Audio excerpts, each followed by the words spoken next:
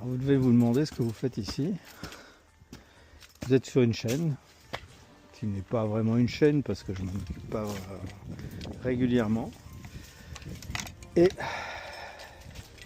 vous êtes sur une chaîne qui s'appelle Le Livre. Le livre, en fait, c'est vraiment un livre qui existe. C'en est même deux qui existent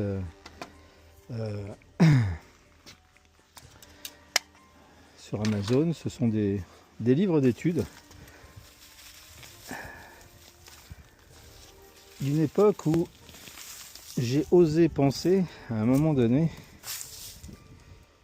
qu'il y avait une autre vision des choses à avoir de la religion, parce qu'à l'époque je pensais aux religions.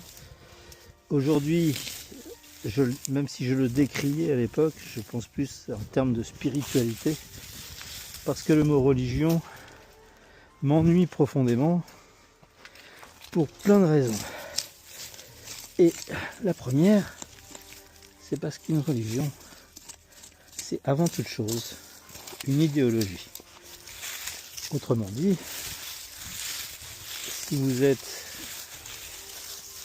idéologue, voire même quasiment idéaliste,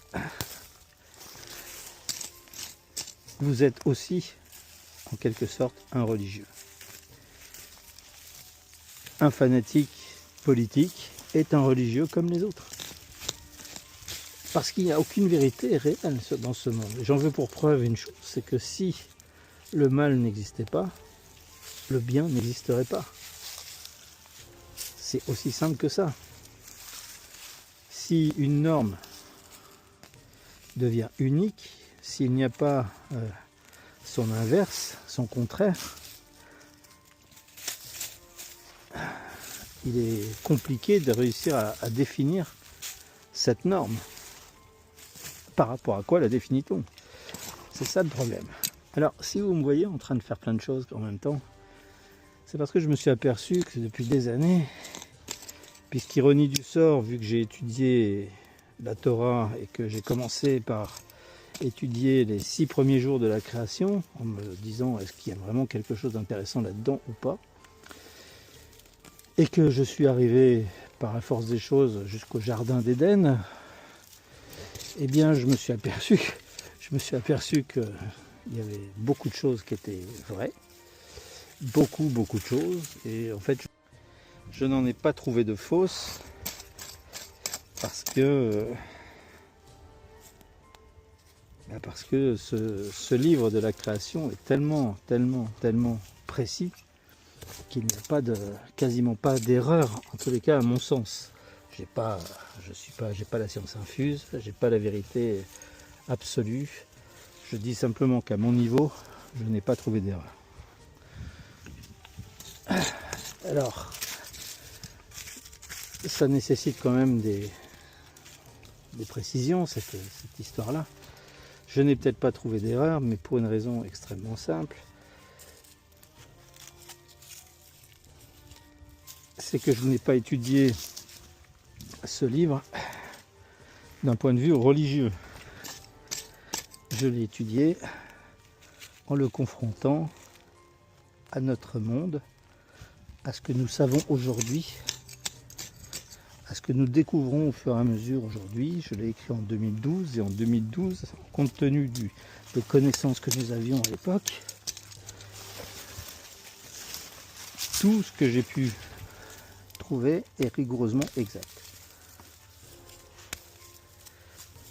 Alors si je vous dis qu'il y a une raison pour laquelle vous me voyez faire des choses en rapport avec le jardin, c'est que l'ironie du sort a voulu qu'après avoir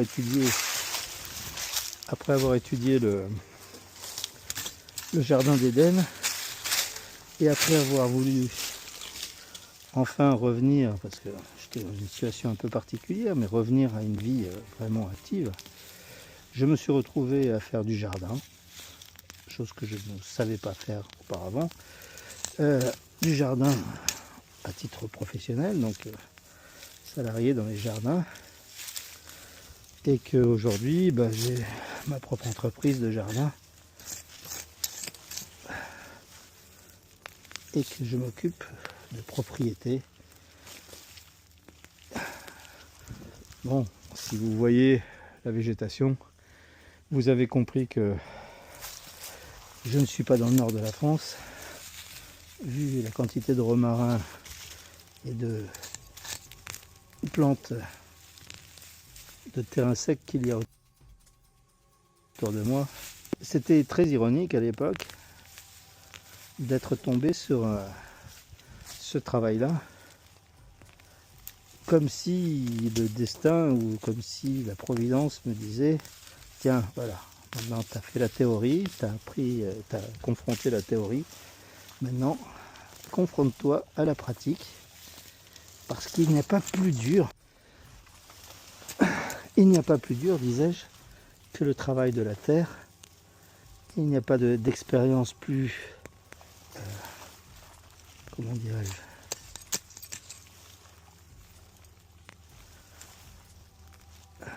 plus réelle que ça.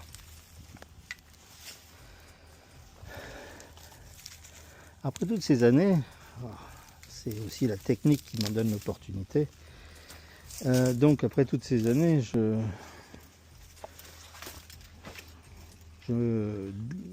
me suis aperçu que je passais beaucoup de temps à réfléchir à notre monde, à tout ce qui se passe dans notre monde. Et bon, je fais ça comme une forme de thérapie personnelle, parce que regarder les informations est devenu tellement anxiogène pour moi aujourd'hui que je préfère les éviter.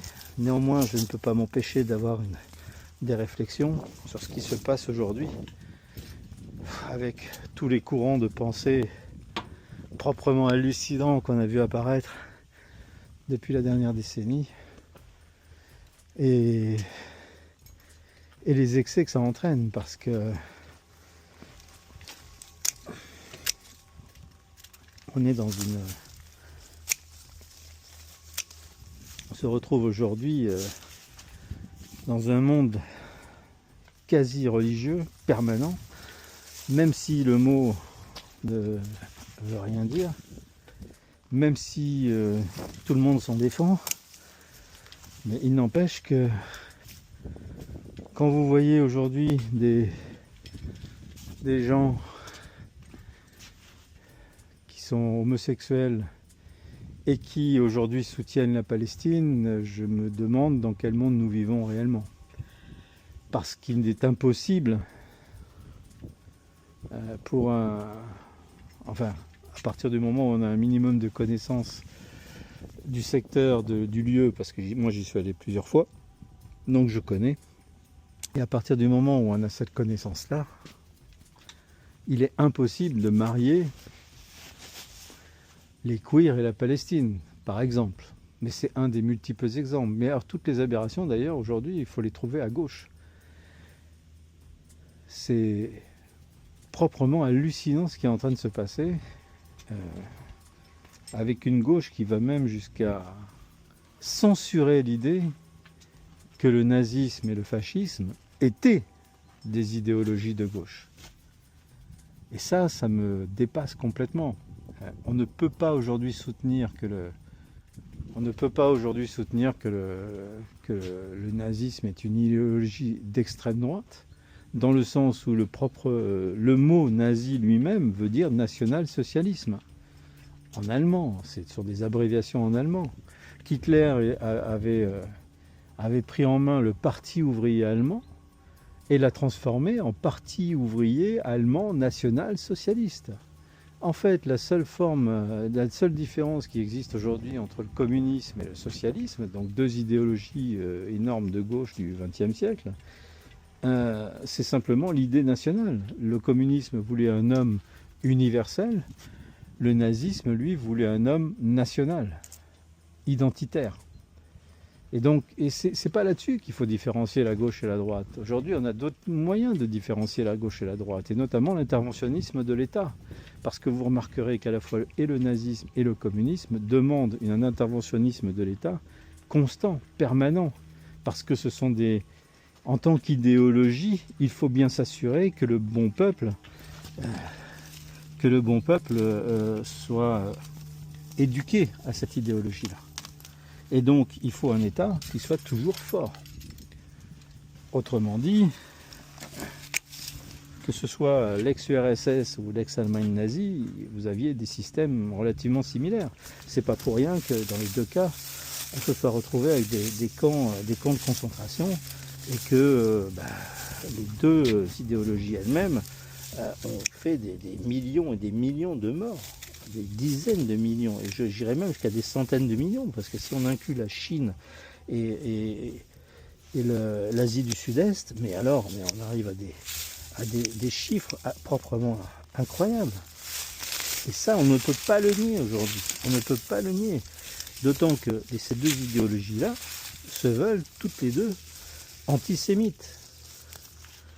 Le LFI aujourd'hui qui nous dit qu'il est la voie de la tolérance, du bonheur et du bien-être, comme disait d'ailleurs Hitler, parce que lui ce qu'il voulait c'était le bien-être de l'Allemagne, et le bonheur de l'Allemagne, et de l'allemand arien. Le LFI lui veut le bonheur de l'homme universel, le mélange absolu, et ça passera par de la violence s'il le faut, mais surtout par le reniement du peuple le plus identitaire qui soit sur cette planète, qui est le peuple juif, puisqu'il a quasiment inventé cette notion d'identité.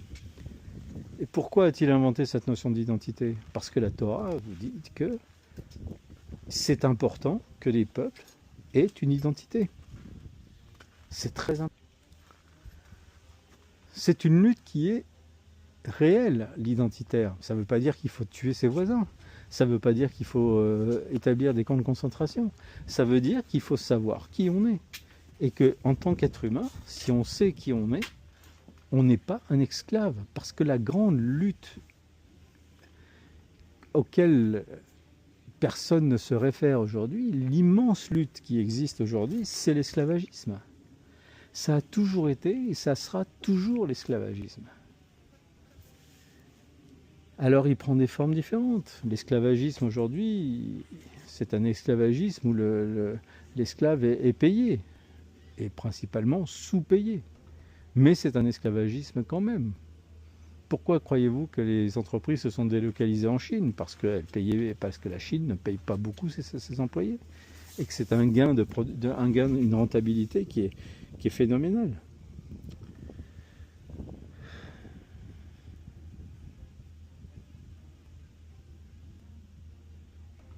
Et il n'y a pas plus grave dans ce monde qu'une nation qui se veut envahissante vis-à-vis de son peuple, parce qu'elle entraîne un esclavagisme permanent et une dépendance à son idéologie permanente.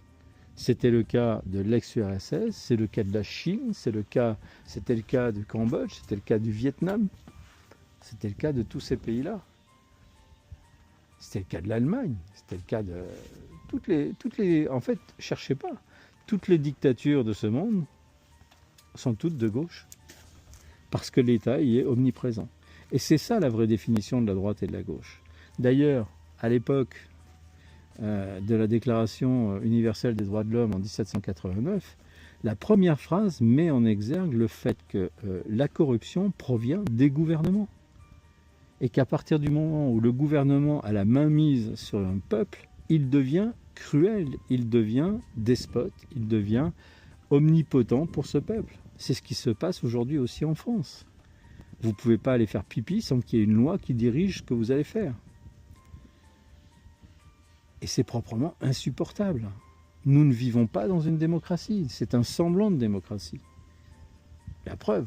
Vous me dites que si vous me soutenez que nous vivons en démocratie, alors expliquez-moi comment il est possible que lorsqu'il y a eu l'élection du traité de Rome, enfin le référendum sur la Constitution européenne, comment se fait-il qu'après avoir dit non, après que la France ait dit non, la Constitution ait quand même été adoptée?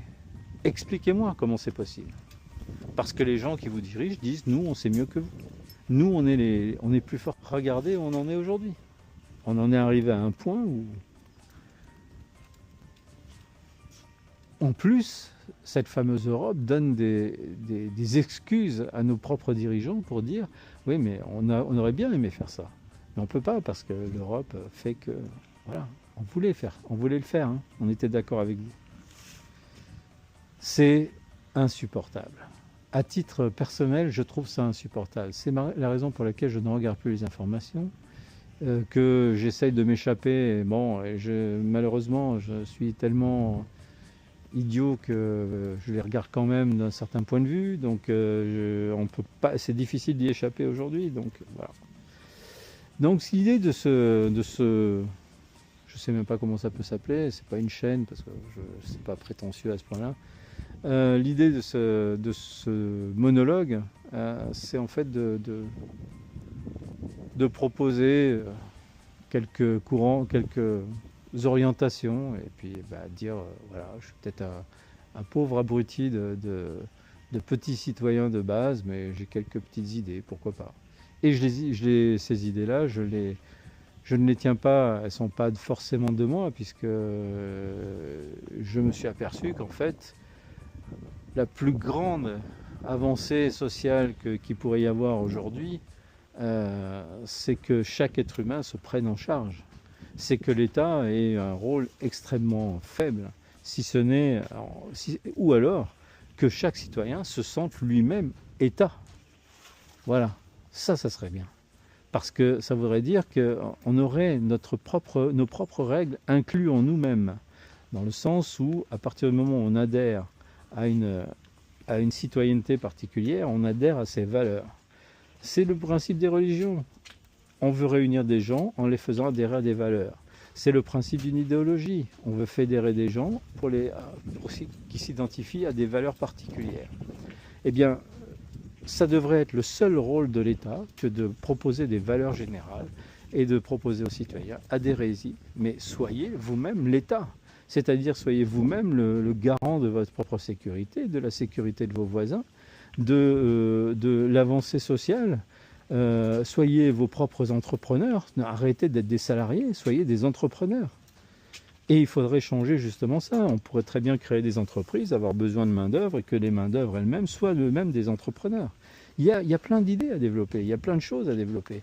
Mais on est loin. Mais par contre, alors ça, je veux vous dire un truc. Si vous m'écoutez, vous êtes à 100 lieues vous dites, ah oui, ce serait peut-être sympa. Mais en fait, vous êtes à 100 lieues du truc, là. Parce que ça voudrait dire que vous êtes tous responsables. Ça veut dire que vous êtes tous responsables et que ça veut dire que si vous souscrivez à l'idée de rentrer dans une entreprise pour aider cette entreprise avec votre propre travail, vous êtes un adulte. Vous ne passez pas votre temps à vous planquer pour rien foutre. C'est un contrat moral. Et c'est ce que j'ai découvert, moi, en étudiant la Torah. La Torah n'est pas une religion. La Torah est un contrat moral avec l'être humain. Pour dire, voilà, tu veux être un être humain, eh bien, montre-moi que tu peux l'être. Comment tu peux faire? Eh bien, prends-toi en charge. Arrête d'être un esclave, arrête d'être un toutou, arrête d'être un mouton, sois debout, reste constamment droit dans tes bottes et arrête de t'attendre qu'on vienne t'aider ou qu'on vienne te faire ci ou ça. Arrête d'attendre, arrête. Voilà. Mais quand tu fais quelque chose, prends aussi le temps de le faire. Sois patient dans ce que tu fais. N'attends pas des résultats immédiats. Aller vite et attendre des résultats immédiats, tout vouloir, tout de suite maintenant, eh bien c'est le premier pas vers la déception, vers l'échec. Et l'échec entraîne aussi derrière des conséquences psychologiques assez importantes où eh bien on va se réfugier dans des valeurs où on va être pris en charge par d'autres qui vont nous dire mais non, c'est pas grave, t'es gentil en fait et t'inquiète pas, tout va bien se passer, mais donne-nous un peu d'argent et donne-nous un peu ton soutien. Et si on te demande d'aller te péter la gueule à un mec qu'on n'aime pas, eh ben vas-y, parce que nous on est là pour t'aider. Et donc il faut que tu sois... Voilà. C'est le moteur de toute dictature. Et nos démocraties ne sont pas des démocraties aujourd'hui, ce sont des dictatures en puissance, mais des dictatures qui ont très bien appris de ce qui s'est passé pendant la Seconde Guerre mondiale, puisqu'une dictature qui se montre trop, qui est trop visible, au bout d'un moment, elle chute. Alors celle-là, eh bien, il faut qu'elle soit lisse, qu'il n'y ait pas de point d'accroche. On dit, oh, mais non, mais vous avez le droit de vote, vous êtes totalement libre, c'est vous qui choisissez, c'est pas nous. Donc voilà, si on est là au pouvoir, c'est parce que vous nous avez choisi. Et j'aimerais bien qu'on s'intéresse un petit peu à la façon dont les choses se passent, parce qu'il y a il y a des choses proprement impossibles. Voilà. Donc quelques petites pensées un peu comme ça à l'emporte-pièce. Peut-être que ça sera un peu plus structuré d'autres fois. Moi voilà ce que je voulais dire aujourd'hui sur la question et sur le pourquoi de cette petite aventure. Alors vous aurez à la fois du jardin, du désherbage, de la taille et aussi quelques pensées. Des fois je parlerai tout en faisant en travaillant.